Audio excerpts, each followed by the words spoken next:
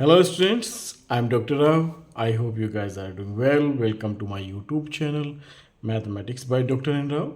Today, I am here for you with another interesting concept, that is area as a double integration, which is going to very interesting. So keep in touch up to the last.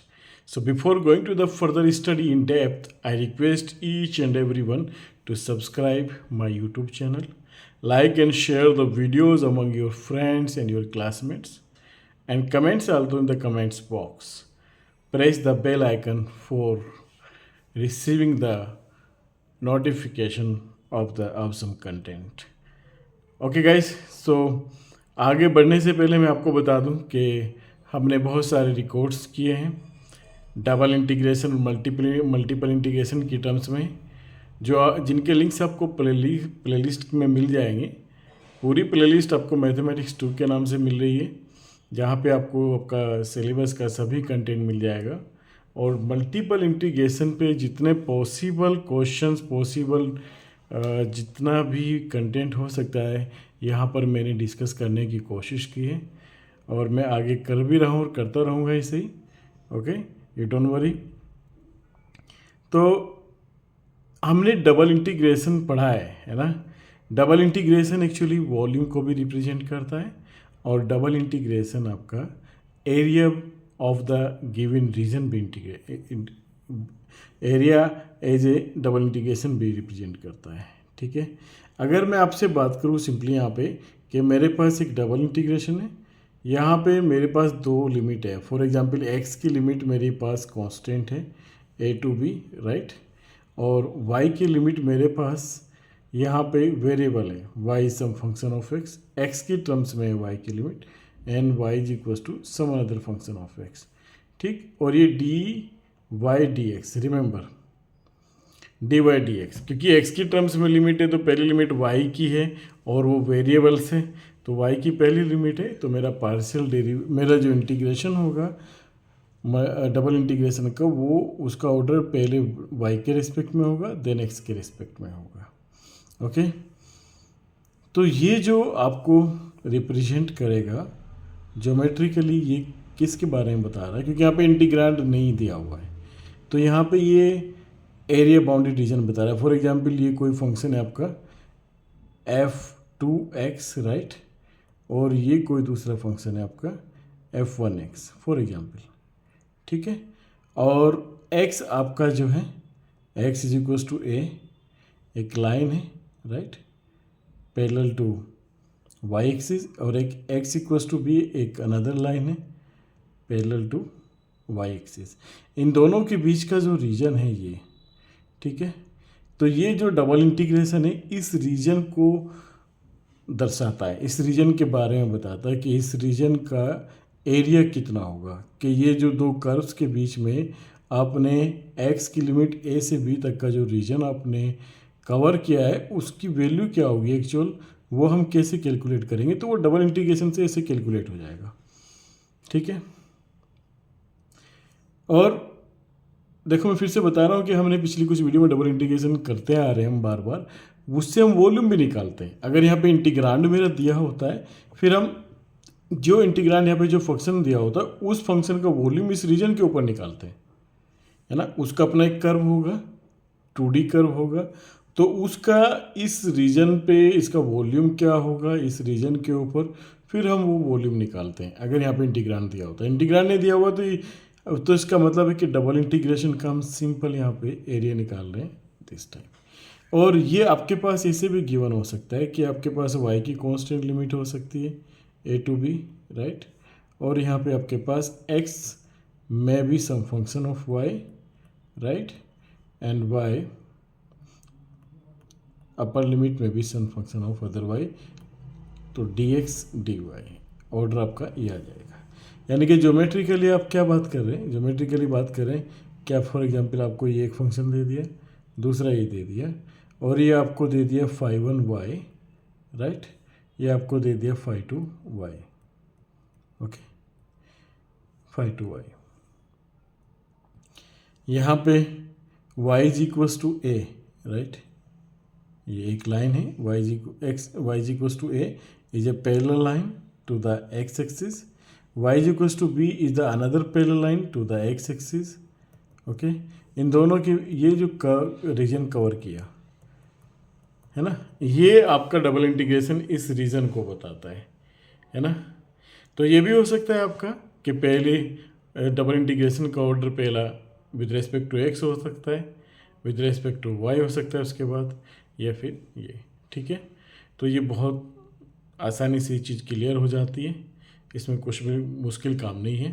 तो क्यों ना हम इसको double integration को सीधा example से समझने की कोशिश करें कि एरिया हम कैसे निकालते हैं with the help of example. देखो सॉल्यूशन यहाँ पे क्वेश्चन लिखा हुआ है आपके सामने, और क्वेश्चन में ही अपना आप सारा जवाब छिपा होता है। बहुत आसान से स्टेप करने होते हैं। हमें एरिया कैलकुलेट करना है, find the area lying between the parabola y equals to. तो मेरा रीजन कहाँ पे लाई करता है, मेरा रीजन जो लाई करता है वो parabola y equals to 4x minus x square and the line y is equals to x। तो सबसे पहले मैं लिख देता हूँ कि the given region is the given region is bounded by the parabola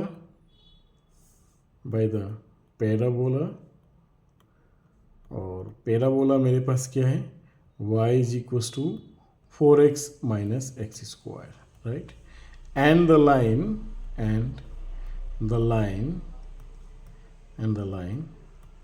y is equals to x. ये छोटा सा काम मैं कर लेता हूँ। तो क्यों ना मैं यहाँ पे इसका रीजन ड्रॉ कर लेता हूँ पहले। ये मेरा कार्टेशियन कोऑर्डिनेट्स प्लेन हो गया यहाँ पे। अच्छा, अब मेरे को y is equals to 4x minus x square को देखना है ना। ये एक पैराबोला है, ठीक। तो क्यों ना मैं इसको स्टैंडर्ड फॉर्म में लिखूँ। मेरा इसका स्टैंडर्ड फॉर्म क्या होगा, तो जो मेरा इसका स्टैंडर्ड फॉर्म होगा पैराबोला का, तो वो क्या होगा, y माइनस 4। अगर मैं दोनों साइड में माइनस 4 की मल्टीप्लाई कर देता हूँ, यानी कि 4x minus x square and minus 4। और इसको और थोड़ा सिंप्लीफाई कर लें ताकि समझ में आए ठीक से कि इसको मैं क्या कर लूँ, x मैंने माइनस कॉमन ले लिया यहाँ से, x माइनस 2 का whole square is equals to minus time y minus 4। एक बार फिर से चेक कर लो इसको, यहाँ से माइनस मैंने कॉमन लेके इधर ले आया, तो ये x square plus 2 minus 4x, तो ये हो गया एक्स स्क्वायर प्लस 2 स्क्वायर और माइनस 4x, यानी कि x माइनस 2 का होल स्क्वायर। तो कायदे से ये देखो कि ये जो पैराबोला मेरा रिप्रेजेंट हुआ है यहाँ पे, तो इसके वर्टेक्स मेरे पास क्या होंगे 2,4। ये मेरा वर्टेक्स हो गया इसका, है ना। वर्टेक्स जो होगा मेरे पास पैराबोला का यहाँ पे होगा, यानी कि पैराबोला का एक्सट्रीम वैल्यू होगा ये वर्टेक्स। अच्छा, ये बता दूं कि ये पैराबोला आपका जो है x square is equals to minus 4ay के फॉर्मेट का है। तो ये डाउनवर्ड खुलेगा, ठीक है, जिसका वर्टेक्स कहाँ पे होगा, जहाँ पे x की वैल्यू 2 होगी और y की वैल्यू 4 होगी, राइट। यानी कि ये यहाँ से पास होगा। दूसरी बात, ये 0 0 से ही पास हो रहा है। देखो यहाँ पे अगर मैं दोनों साइड में 0 0 कंप्यूट कर देता हूँ तो ये ओरिजिन से ही पास होगा, यानी कि ये पैराबोला आपका कुछ ऐसे जाएगा, राइट। और ये पॉइंट होगा आपके पास इसका एक्सट्रीम पॉइंट 2, ये वर्टेक्स यहाँ पे होगा आपका 2,4, राइट, 2,4। हालांकि एग्जाम में सिंपल से क्वेश्चन आता है, लेकिन अगर ये भी आ जाता है तो हमारे लिए मुश्किल नहीं होना चाहिए। और दूसरा y is equals to x line होगी, दूसरा होगी y equals to x is a line passing through the origin, right, passing through the origin.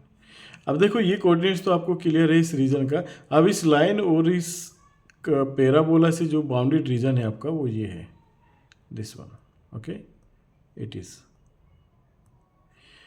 अब इस रीजन को आपको कैलकुलेट करना है, बहुत आसान है, मुश्किल कुछ भी नहीं होने वाला। तो क्यों ना मैं इस रीजन के वर्टेक्स, 2 वर्टेक्स है मेरे पास, एक ये रहा और एक ये रहा, इन दोनों इंटरसेक्टिंग पॉइंट्स को मैं निकाल लूँ। ये तो मेरे को पता है कि 0,0 होगा, इसको मैंने ओ नाम दे लिया, राइट, इसको मैं ए कह लूँ, है ना। अब इस वर्टेक्स का मेरे को कैलकुलेट करना है, तो वाई जी नाउ इन दोनों का इंटरसेक्टिंग पॉइंट निकालना है। Now we calculate intersecting point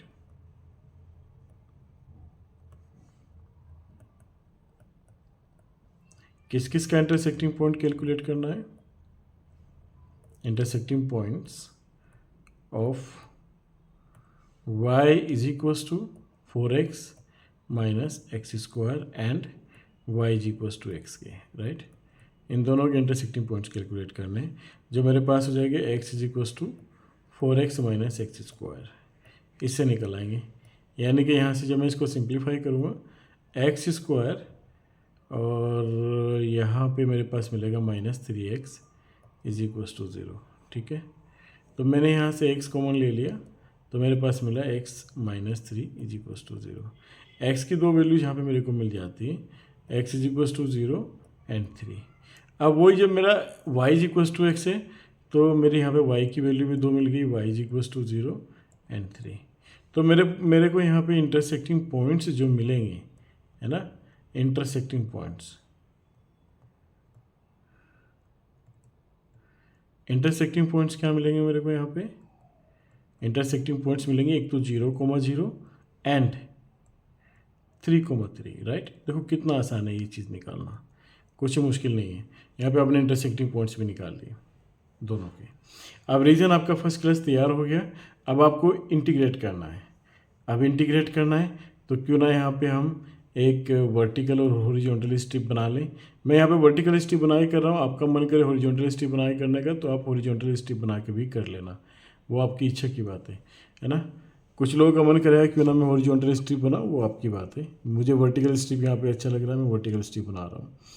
now we solve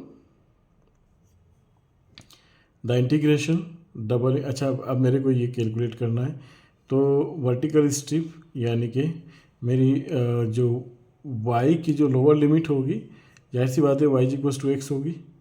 y की लोअर लिमिट क्या होगी मेरी, क्योंकि मेरा लोअर एंड जो है इस वर्टिकल स्ट्रिप का वो इस कर्व के ऊपर है जो कि मेरा y इक्वल्स टू एक्स है, ठीक है।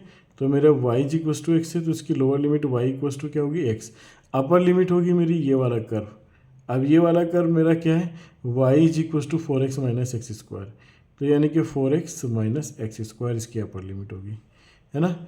अब मेरे को y की तो मैंने वेरिएबल लिमिट रख ली, तो x की तो मेरी कांस्टेंट लिमिट होगी। अब मैं x रीजन का देख लेता हूँ, रीजन में मेरा x कहाँ से कहाँ तक चलेगा। मेरा रीजन में जो चलेगा x यहाँ से लेके यहाँ तक चलेगा, यहाँ से लेके यहाँ तक। अब मैं अगर इस पॉइंट की बात करूँ कि ये पॉइंट क्या होगा, है ना, तो ये पॉइंट मेरा क्या होगा, क्योंकि ये इंटरसेक्टिंग पॉइंट मेरा 3,3 निकल के आया था। x की वैल्यू भी 3, यहाँ पे y की वैल्यू भी 3, तो ये 3 आया था। अब यहाँ पे यानी कि x मेरा जो चलेगा वो 0 से 3 चलेगा, और dy dx, राइट। देखो इतना छोटा सा काम करना। dy dx क्यों लिखा है यहाँ पे, क्योंकि मेरी पहली लिमिट किसकी है, y की है। इन टर्म्स ऑफ x है तो y की है, तो y के रेस्पेक्ट में मुझे पहले इंटीग्रेट करना है। ये बहुत ही आसान काम करते हैं हम, है ना, और यहाँ पे बच्चे आके फंस जाते हैं इन छोटी छोटी चीज़ों में। तो 0 to 3 y के रेस्पेक्ट में यहाँ पे हमने करा y मिला, जिसकी मेरी लोअर लिमिट हो गई x, अपर लिमिट क्या होगी 4x माइनस एक्स स्क्वायर, ठीक है। y के रेस्पेक्ट में इंटीग्रेट कर चुका हूँ, ठीक है। तो फाइनली मेरे पास क्या मिलता है, यहाँ पे इंटीग्रेशन 0 to 3, अपर लिमिट में रखता हूँ यहाँ पे 4x in place of y, lower limit minus करके रखता हूँ मैं x, राइट, dx। इसके बाद 0 to 3 मेरे को फाइनली मिलता क्या है यहाँ पे 3x minus x square, right, dx। इसको सिंप्लीफाई कर लेते हैं, 3x स्क्वायर बाई 2 इसका इंटीग्रेशन हो गया, minus x to the power 3/3 इसका इंटीग्रेशन हो गया, और लिमिट मेरे पास आ जाती है क्या 0 to 3। इसको कंप्यूट कर लेते हैं तो यहाँ पे मिलता है 3 इंटू 9/2, क्योंकि 3 का स्क्वायर हो जाएगा 9, minus 27/3, right. And then minus lower limit जब मैं रखूँगा 0 0 तो ये 0 हो जाना है, ओके। तो इसको सिंप्लीफाई कर लो, यहाँ पे हो जाएगा आपके पास ये 27/2 एंड माइनस 27/3, ओके। तो इस तरीके से आप इसको जब सोल्व करेंगे, है ना, तो इसको आप सिंप्लीफाई कर सकते हैं यहाँ पे। हालांकि 9 से ना, 9×3 = 27। तो यहाँ पे आप 2 वो भी ले सकते हैं एलसीएम। तो 27 - 18। तो यहाँ पे कितना बचता है आपके पास? यहाँ पे बचता है आपके पास 9/2, right. So 9/2 that is 4.5 is your right answer. ठीक है, तो ये काम हम करते हैं, और काम मैंने जैसे किया है बहुत ही आसान आसान सा, कुछ भी मुश्किल काम नहीं होता। तो area as a double integration अपने आप में एक बहुत आसान काम है, आप लोग इसको एंजॉय करेंगे, है ना। और ये मार्क्स आपके लिए बहुत ही आसान होते हैं अचीव करने के लिए, वो मुश्किल नहीं है। सेम क्वेश्चन है, बस इस बार क्या हुआ, आपका कर्व चेंज हो रहा है। ठीक है, कर्व चेंज हो रहा है। आपका जो एरिया है वो किससे बाउंडेड है? The given that it is given that the area is bounded by, जो आपने एरिया कैलकुलेट करना है, it is given that the area is bounded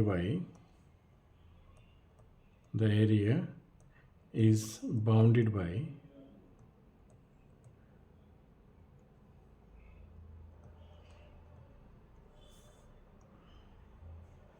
by the ellipse, right, bye the ellipse. ये बड़ा साफ तौर पे लिखा हुआ बाय द एलिप्स, यानी कि 4x² + 9y² = 36 and the straight line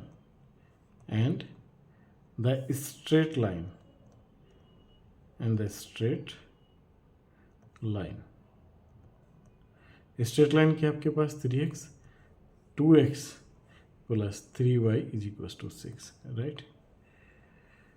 it is given that the smaller areas, यहाँ पे भी ये भी पॉइंट बहुत ही क्लियर आपने पकड़ना है। Smaller areas of the bounded regions by the ellipse, right. चलिए, स्मॉलर एरिया यानी कि 2 एरिया बाउंड होंगे, इसका मतलब ये क्लियर है, कम से कम 2 एरिया बाउंड होंगे, एक से ज़्यादा बाउंड होंगे, उनमें जो छोटा होगा वो एरिया आपने लेना है, वो रीजन आपने कंसिडर करना है। Now 4x²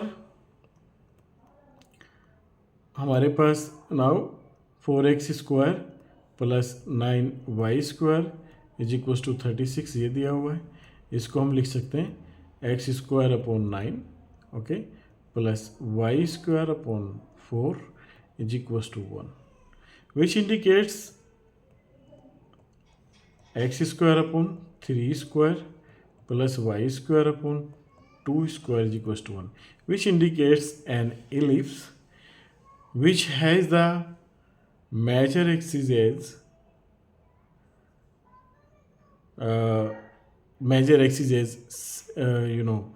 6 and minor axis is 4, यानी कि आपके पास ये इलिप्स टाइप का होगा, राइट। ये इलिप्स है, ठीक। ये आपके पास एक्स एक्सिस पे -3 डिस्टेंस है, ठीक, और ये +3 है। ये आपके पास 2 है, तो ये -2, राइट। अच्छा, इनकी कोऑर्डिनेट्स भी आप देख सकते हैं यहाँ पे 3,0 वर्टेक्स के कोऑर्डिनेट्स एंड -3,0, राइट। और ऐसे ही इसको आप लिख सकते हैं शो के तौर पे 0,2, है ना। जरूरी नहीं कि ये इस्तेमाल हो इसमें हमारे काम में। अब एक लाइन है मेरे पास 2x + 3y = 0, तो मेरे को ये लाइन बनाना है, तो जाहिर सी बात है मैं इस लाइन को ड्रॉ करना बहुत आसान होता है। देखो, आप ये देख लो कि y एक्सिस पे कहाँ कट करेगी। जब y एक्सिस पे कट करेगा तो इसकी वैल्यू 0 रख के देख लो, तो कट पॉइंट क्या मिलेगा? Cut point at the y axis. आप चाहे यहाँ पे कर सकते हैं, एक छोटी सी कैलकुलेशन अलग से लिख सकते हैं यहाँ पे, cut points at the cut points at y axis. y axis means x = 0, x = 0। जब x = 0 रखेंगे तो this implies that 2 × 0 + 3y = 6 and this implies that y = 2, यानी कि 0,2 कट पॉइंट्स होगा आपके पास। एक पॉइंट आपके पास ये निकल आएगा लाइन का, है ना। और कट पॉइंट्स एट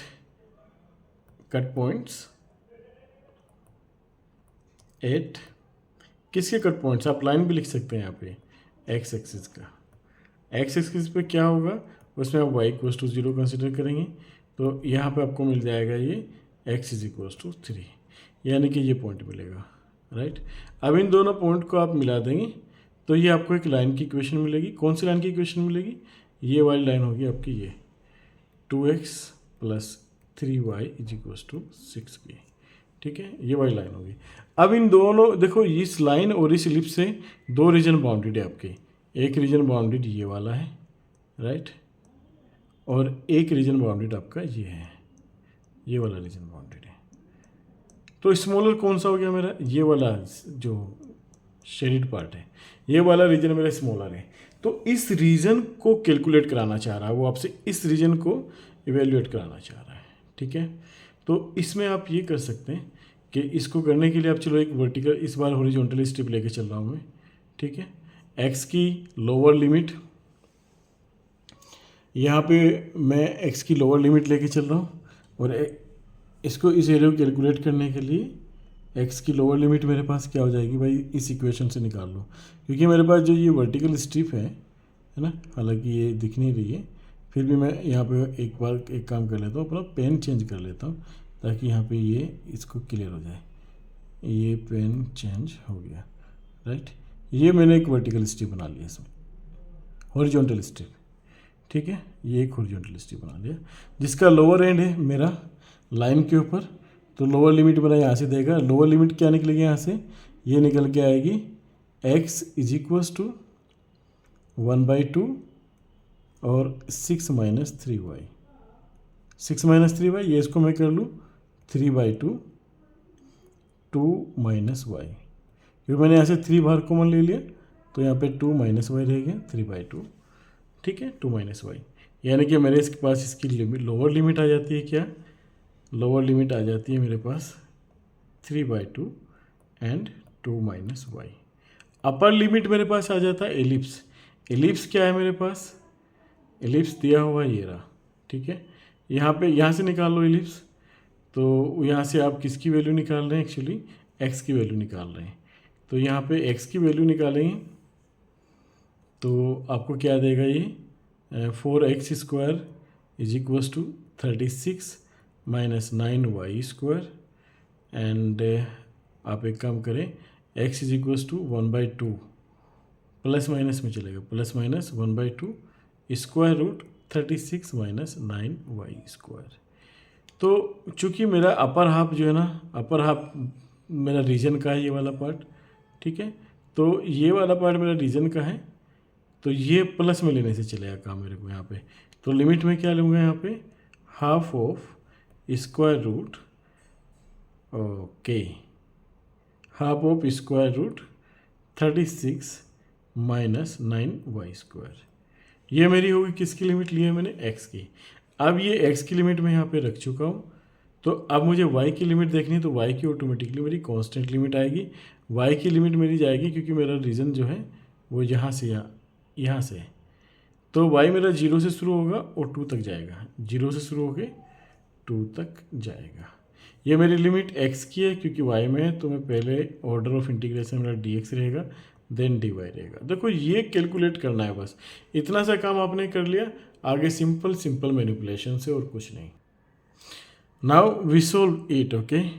तो पहले इंटीग्रेशन में 0 से 2 इसको ऐसे लिखते हैं, दूसरे में लोअर लिमिट आपके पास 3/2, चलो इसको और सिंप्लीफाई कर लेते हैं, 2 माइनस वाई, ऊपर से भी 9 कॉमन आ जाएगा, यानी कि 9 कॉमन आ गया तो 3 बाहर आ गया, 3/2 स्क्वायर रूट, यहाँ से 9 बाहर आ गया तो यहाँ पे रह गया 2 का स्क्वायर, यानी कि 4 माइनस y², राइट, और dx dy।